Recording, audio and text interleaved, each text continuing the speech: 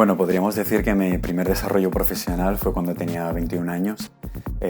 Yo era todavía estudiante de Ingeniería Informática en la Universidad de Zaragoza y el Instituto de Biocomputación y Física de Sistemas Complejos organizaba un concurso de ideas buscando cómo utilizar de la forma más eficiente su red de superordenadores, ¿no? Lo que se llamaba en aquel momento el grid computing.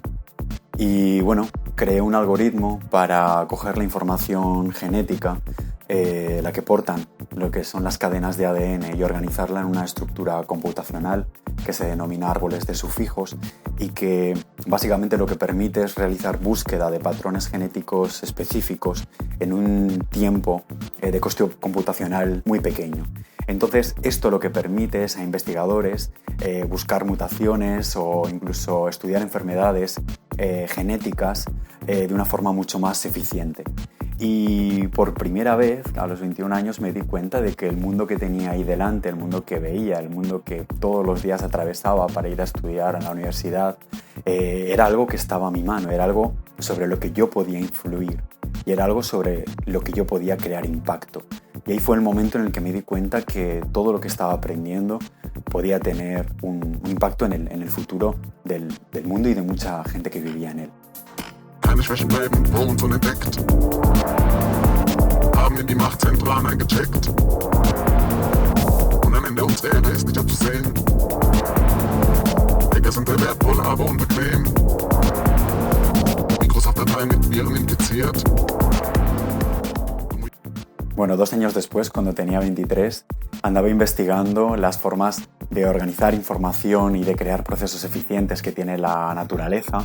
Y concretamente me fijé mucho en los comportamientos de las hormigas, porque para crear la ruta óptima desde el nido donde viven hasta las fuentes de comida, crean diferentes rutas y dejan una sustancia química que se llama feromonas, y eso les permite encontrar, a base de recorrerla, cuál es el camino más corto entre un punto y el otro. Eso mismo lo trasladé a un protocolo de Internet que me permitía encontrar entre 2 puntos cualquiera de Internet, entre 2 ordenadores conectados, cuál era la ruta óptima con el menor número de saltos entre ellos.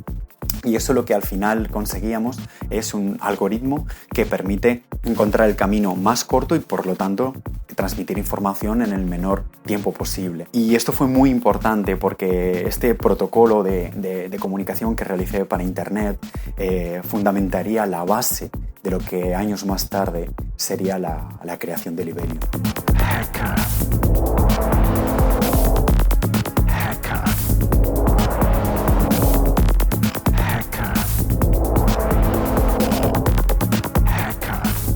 Cuando terminé la universidad, comencé a dar clases en la misma universidad de ingeniería a ingenieros de telecomunicación. Y bueno, daba clases sobre sistemas operativos Unix, programación paralela, sistemas multiproceso. Y bueno, el hecho de dar clases de esas 2 materias, digamos, me obligó a ir muy a fondo con lo que eran y a conocer todos los detalles, ¿no?, de esas tecnologías. Hoy en día todos conocemos los sistemas Linux y los sistemas Linux se basan en los sistemas Unix. Así que conocer aquello me permitió tener un conocimiento muy a fondo de cómo funcionaba esta arquitectura y poder, más adelante, cuando comencé con Libelium, el primer producto que tuvimos, que fue un router multiprotocolo, el core, digamos, el sistema operativo que funcionaba era un sistema Linux y básicamente me ayudó mucho, ¿no?, el poder crear este sistema y el trabajar con la programación multiproceso que llevaba, ¿no?, para leer de los múltiples radios y enviar esa información al cloud en tiempo real, realizar procesos. Todo eso me fue muy útil la etapa en la universidad y bueno, la guardo con gran cariño precisamente por eso, porque fue un salto intermedio entre lo que era la etapa de alumno con la etapa ya de ingeniero con su propia empresa, ¿no? La verdad es que fue muy importante para mí. Keine Schwächen bleiben unentdeckt. Haben in die Machtzentralen eingecheckt. Und am Ende unserer Erde ist nicht abzusehen. Hacker sind sehr wertvoll, aber unbequem. Sí, la idea de Libelium vino porque después de haber creado estos protocolos de comunicación para Internet, pensé que teníamos que expandir los horizontes. Es decir, Internet siempre había sido ordenadores interconectados entre sí e incluso personas hablando, ¿no? Enviándose emails a través de chat. Y pensé, bueno, ¿por qué no conectar a Internet también un coche? ¿Por qué no un edificio? ¿Por qué no un árbol, un río? Y ahí fue como cuando vine con la idea de dotar a Internet de sentidos, colocar una serie de sensores a los objetos y al entorno de forma que Internet pudiera oler, pudiera mirar, pudiera sentir.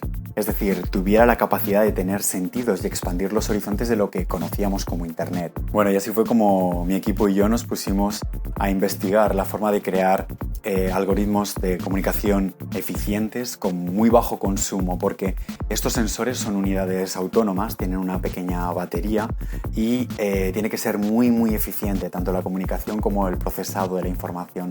Entonces estuvimos investigando cómo expandir el tiempo de vida, ¿no?, de estas pequeñas microunidades autónomas. Y bueno, lo conseguimos porque, por ejemplo, con la batería, una batería normal que en un teléfono móvil dura aproximadamente un día, nosotros conseguimos ya un tiempo de vida de 10 años, ¿no? Entonces, el dar ese paso y el obtener una tecnología súper eficiente en términos de consumo y que además al mismo tiempo podía enviar información a decenas de kilómetros, pues fueron los ingredientes perfectos para crear la base de lo que hoy se conoce como Internet de las cosas, ¿no? Básicamente, sensores y objetos interconectados entre sí y conectados a Internet en tiempo real.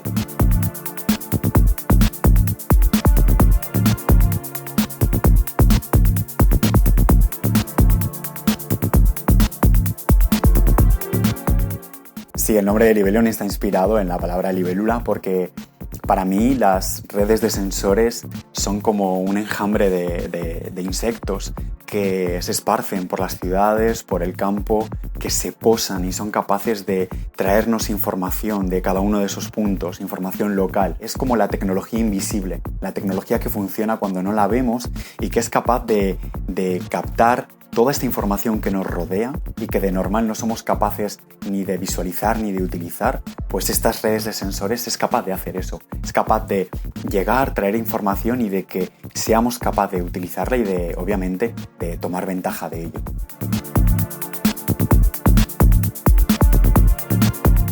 Sí, uno de los primeros proyectos en los que nos embarcamos, que además fue uno de los más importantes a la postre, fue el desarrollo de una red de control de incendios forestales en el norte de España.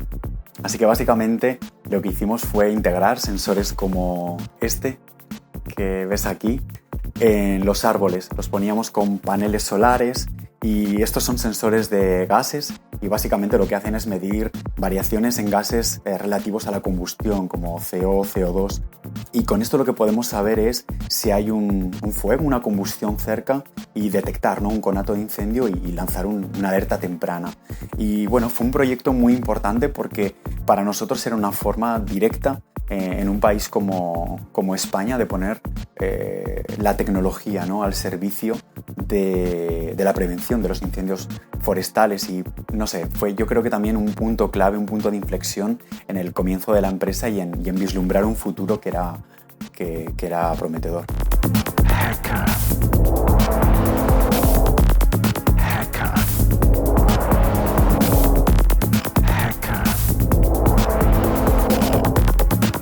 Sí, al realizar el despliegue de los sensores en el Amazonas, sin duda es uno de los proyectos abanderados de Libelium, porque por primera vez nos permitió no solo probar la tecnología en un entorno más o menos controlado, como puede ser una ciudad o incluso un entorno agrícola, sino llevarlo a un punto en el mundo que tiene un ecosistema propio. Eso también fue un reto para nosotros, ¿no? Y tuvimos que simular y contar, ¿no?, y hacer un estudio de las condiciones e ir al acuario más grande de Europa, que se encuentra en Zaragoza, en España, y situar los sensores en el entorno de lo que es el río Amazonas, ¿no? Es decir, tienen una serie de peceras gigantes con peces propios del Amazonas y con agua propia del entorno amazónico. Y ahí fue como probamos las sondas que más tarde instalaríamos en el proyecto de Amazonas, y ahí fue cuando estuvimos probando, ¿no? Que los sensores funcionaban bien, que estaban bien calibrados y que realmente se iban a comportar de manera adecuada cuando los lleváramos al entorno real, ¿no? Ahí fue cuando me di cuenta también que en los sensores que habíamos creado, esta tecnología inteligente tenía unos límites que eran más allá del entorno civilizado, ¿no? Que tal y como lo conocíamos, y también fue un punto clave en mi carrera.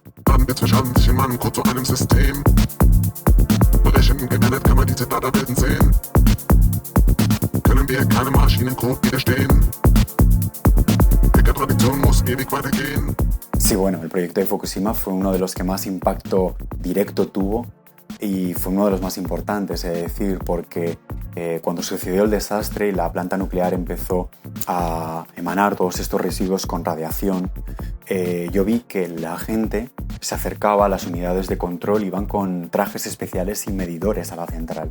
Pensé cómo no existía una tecnología autónoma que pudiera directamente colocarse allá y lanzar la información en tiempo real a un centro de control, ¿no? En vez de que alguien tuviera que ir en persona a medir.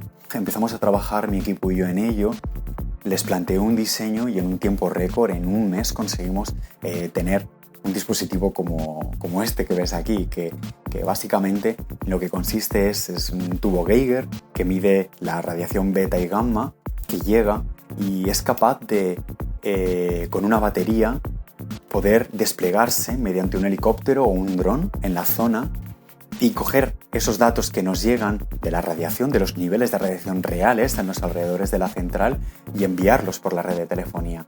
Es decir, permitimos que no tuviera que ir de nuevo operarios a medir en los alrededores de la central, sino que estos dispositivos autónomos lo hicieran por ellos, ¿no? Y eso, claro, fue realmente impactante porque estabas evitando que gente tuviera que exponer su vida para ir a conocer los niveles de radiación en las cercanías de la central.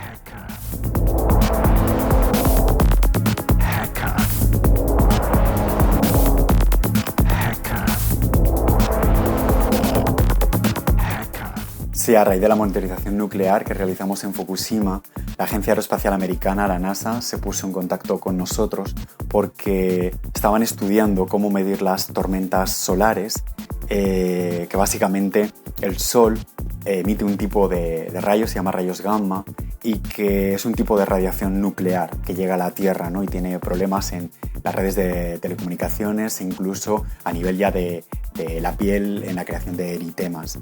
Entonces estaban creando un nanosatélite que iban a poner en órbita, y ahí fue como nos embarcamos con ellos en una de las aventuras, digamos, de desarrollo tecnológico pues más importantes que he desarrollado en toda mi vida, que básicamente era la integración en un nanosatélite que se puso en órbita a través de la Estación Espacial Europea y que, bueno, estuvo orbitando alrededor de la Tierra para captar esta información y poder estudiarla, ¿no? Y bueno, sin duda alguna puedo decir que el hecho de llevar los sensores al espacio, ¿no? Tecnología que había desarrollado junto con mi equipo, y ponerla en órbita fue uno de los días más importantes como en mi carrera como ingeniero, pero también uno de los días más importantes de mi vida. Haben in die Machtzentralen eingecheckt. Und am Ende uns der Erde ist nicht abzusehen. Hacker sind sehr wertvoll, aber unbequem. Microsoft-Dateien mit Viren infiziert. Dumme User haben dieses approbiert. Sí, sin duda, uno de los proyectos más importantes que realizamos fue la monitorización del volcán Masaya en Nicaragua. Nos contactó uno de los grupos de investigación de National Geographic para llegar allá y situar una serie de sensores alrededor del cráter.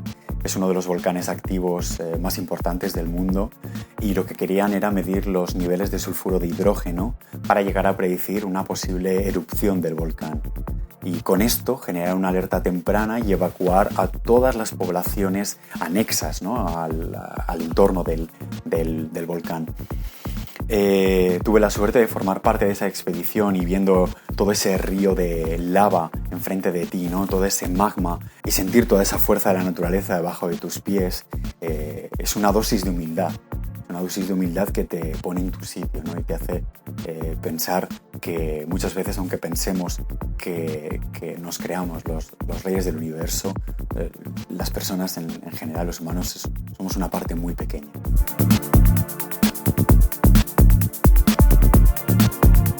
El futuro.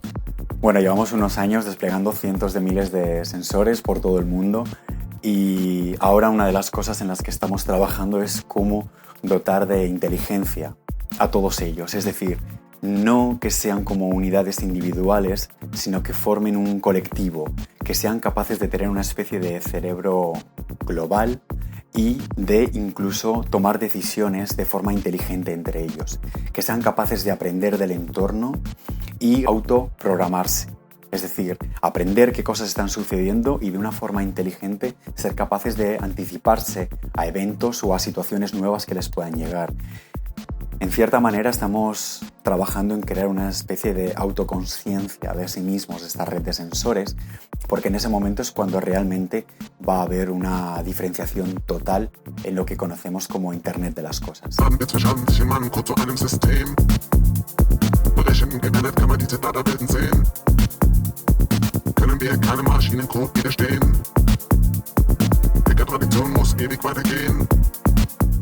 Sin duda algo muy importante para mí durante estos años es lo que yo llamo como otros retos intelectuales, que básicamente es tener cosas al mismo nivel de desarrollo creativo que la ingeniería, en este caso la música y la escritura.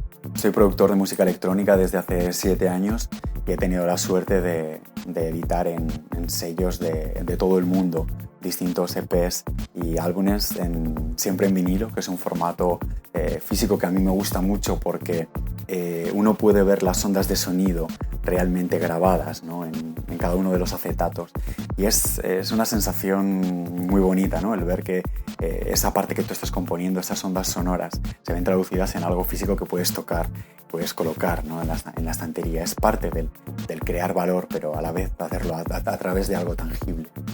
Y bueno, he de decir que la composición musical y la ingeniería tienen mucho que ver. En ambos casos estás creando capas de procesos o instrumentos que están sucediendo al unísono, ¿no?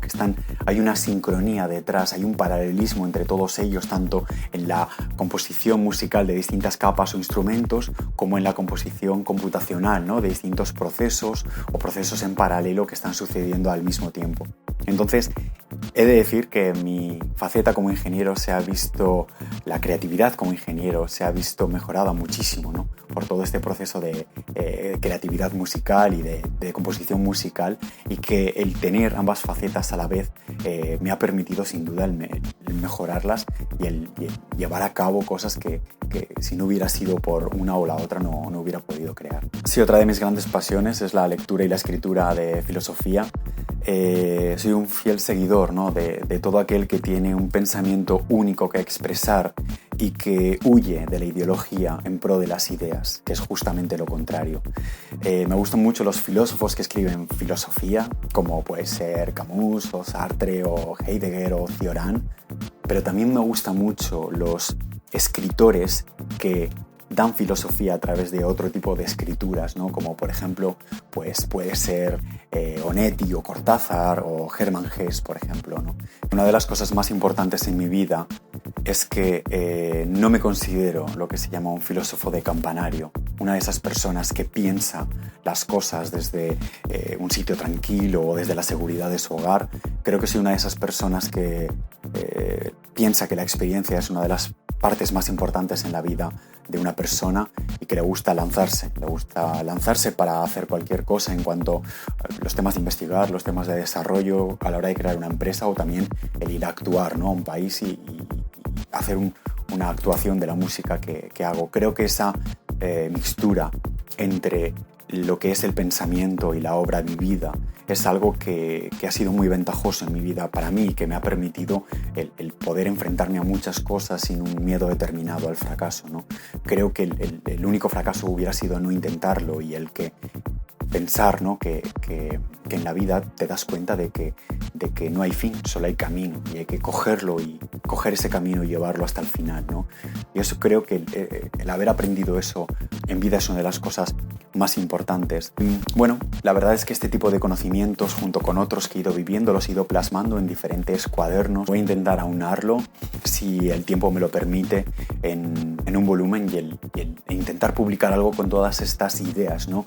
Que no son solo ideas conceptuales, sino que son ideas vividas y ideas basadas en la experiencia de años que mezclan estos dos mundos, ¿no? El mundo más intelectual de la ingeniería y la investigación con el mundo pues un poquito más del arte, de la música y de las actuaciones, ¿no? de la pasión y de la creación artística, que es un poco las humanidades con la ciencia, ¿no? El intentar aunar ambas creo que es algo que es meritorio ser expresado y que si el tiempo me lo permite voy a intentar hacerlo. Keine Schwächen bleiben unentdeckt.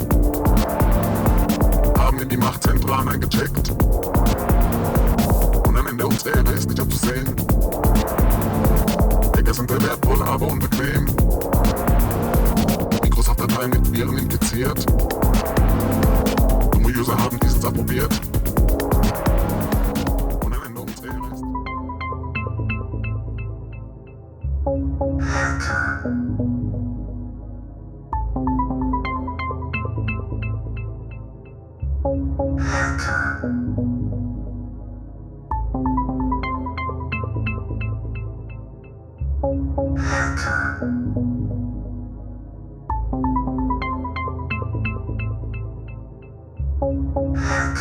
Hacker.